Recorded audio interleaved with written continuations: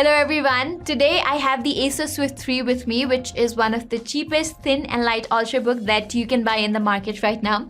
Actually, there are two variants of the Asus Swift 3, the one with AMD's Ryzen 4000 series and the other one with Intel's 10th generation Ice Lake processors, and the one I have with me is the Intel variant and I have been using for quite a while now, so let's get on with the review.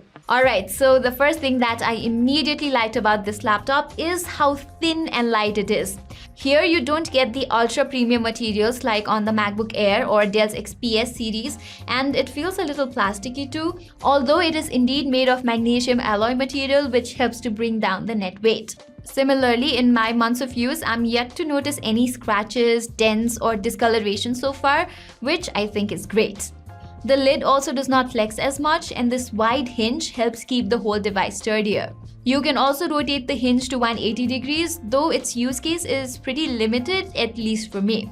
Right inside the hinge, there are two exhaust vents, but only the one on the left actually works.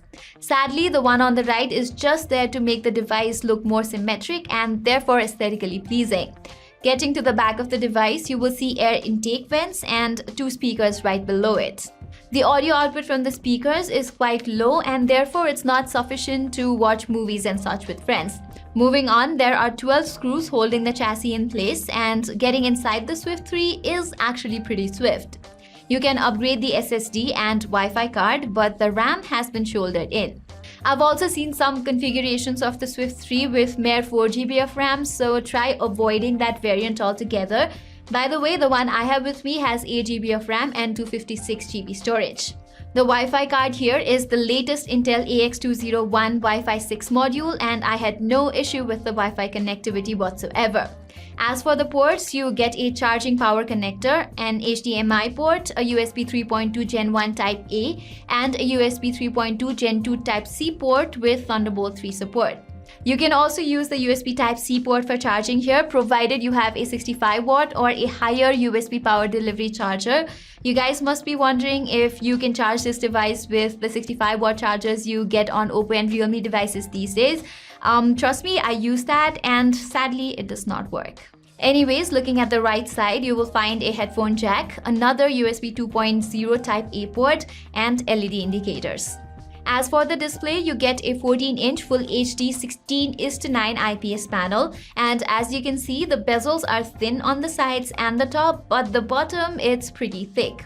You can also get another variant that has 13.5 inches display and a more trendier 3:2 aspect ratio. Getting to the display quality of this variant, it's quite good. Obviously, the color coverage is not as wide enough for professional creators, but for general usage like web browsing and watching movies, it's completely fine. This is an IPS panel, so viewing angles are great too. Brightness-wise, it might not be enough for a fairly well-lit room or outdoors, but is adequate enough for indoor use. The top bezel houses an HD webcam, and actually it's not total garbage. It looks like the video quality is sufficient enough for Zoom meetings and such. However, the microphone here does not sound that great, so I guess you will need to invest in another decent headset to get better audio output. Alright, now let's talk about the keyboard on this device. It has good key travel and I have really enjoyed typing on it. It gives soft feedback and therefore is not very loud while typing. This chiclet style keyboard has a single color LED backlighting, which is pretty basic if you ask me. You can configure between two levels of brightness, but the topmost level is only any good. The only thing that I do not like about this keyboard is the fact that the page up and page down keys are right beside the arrow keys, and there have been a lot of instances where I have accidentally clicked them. Down below the arrow keys, you will find a fingerprint sensor, which is pretty reliable. On the other hand, its plastic trackpad is pretty average. It is not as responsive as glass trackpads that you get on other premium ultrabooks. Okay, in terms of performance, my review unit is powered by the quad-core Intel Core i5-1035G1 CPU and the entry-level NVIDIA MX350 dedicated GPU. You can also configure the Intel variant up with the Core i7-1065G7. Similarly, as I said earlier, you can also go with the Ryzen 5 4700U variant, which has much better performance and efficiency than its Intel counterpart. But with the Ryzen chipset, you get an integrated Radeon RX Vega GPU, which is not as good as having a dedicated GPU that you get here. With the MX350 that you get in here, don't expect a spectacular gaming performance. After all, the Asus Swift 3 is an Ultrabook. Casual gaming is possible as I got a respectable 100 FPS in medium settings in CSGO. Similarly, I was able to play FIFA 20 in medium settings at high resolution smoothly. However, with prolonged gaming sessions, its single fan could not keep up, although Acer has optimized this laptop to not make a lot of fan noise. So eventually, you'll start to notice a lot of CPU and GPU throttling, resulting in a degraded gaming performance.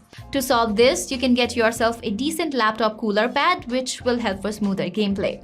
But again, if you want to play games, even the light ones like FIFA, I would suggest that you go with the Acer Nitro 5 or the Dell G3, which retail at a similar price as the Acer Swift 3. As for my daily regimes like simultaneously using Google Chrome with 10 to 12 tabs open and Adobe Photoshop for light editing or cropping photos for Instagram feeds, it served me well without any hint of lags or stutter. So if you fall in this or a similar category of users, then the Asus Swift 3 will serve you well. Lastly, let's talk about the battery life. The Asus Swift 3 has a 3-cell 48 watt-hour lithium polymer battery, which I think is a little bit low for an Ultrabook. The endurance here is good, but not that great. Usually, I would not bring the charger with me at office, and all I did is watch YouTube videos and write scripts, and it lasted me with like 5 hours of screen on time under the better performance setting. So had Acer provided a slightly bigger battery, then the Asus Swift 3 would have been absolutely stellar.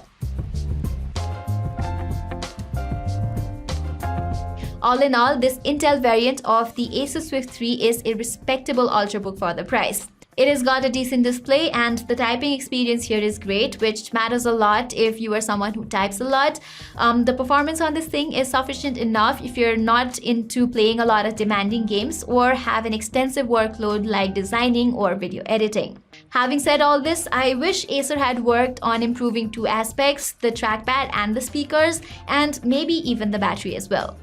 So that was all for our review of the Acer Swift 3. What do you think about this laptop? Do let us know in the comments below. And if you like our content, do not forget to subscribe and hit that bell icon. Till then, I'm Pratima Adhikari and thank you so much for watching.